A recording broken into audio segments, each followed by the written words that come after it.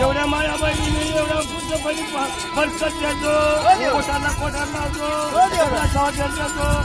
गणवती लावतो करतो 550 देतो 80 मिळातो 1000 करतो 16 पावतो 16 असेल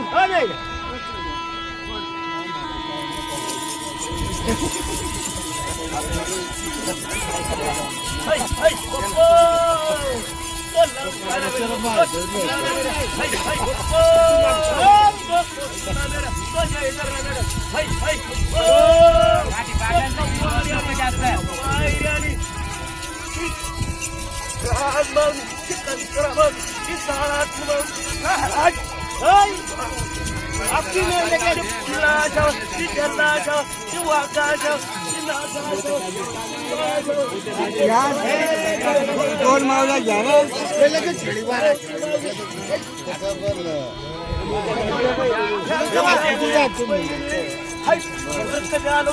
तेवढ्या बहिणी मी आहे कडीला कडी लावतो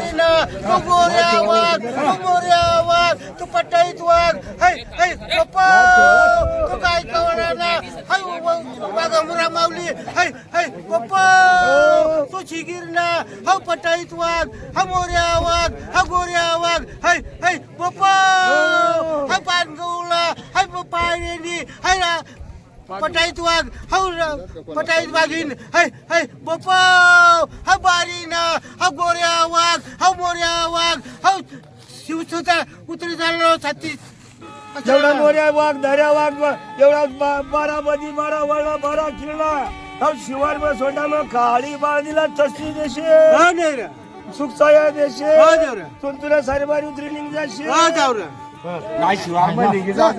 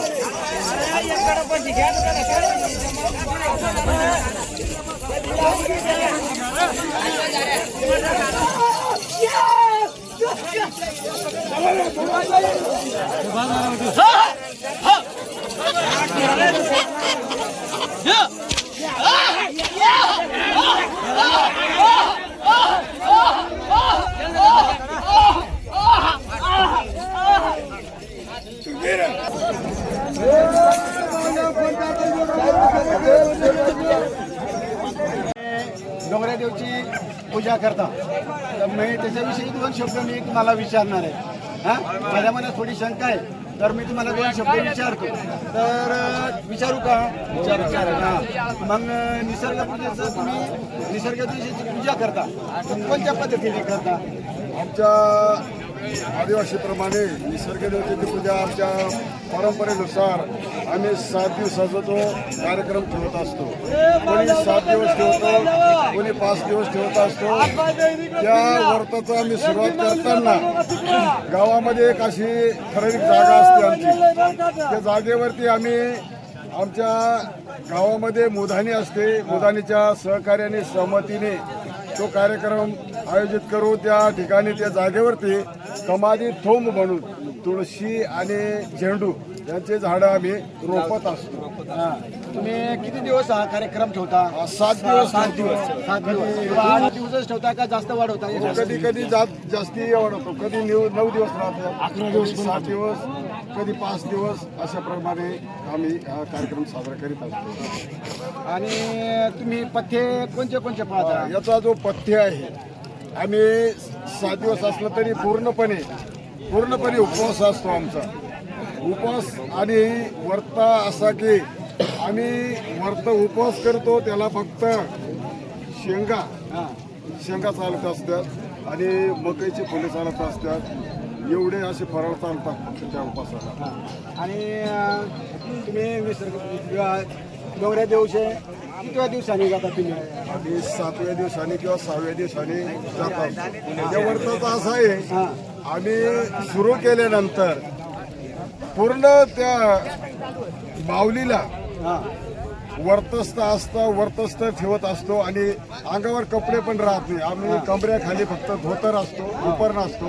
पूर्ण शरीर आमचं म्हणजे मोकळा असतो. अशा पद्धतीने त्या माऊलीला रूप देतो.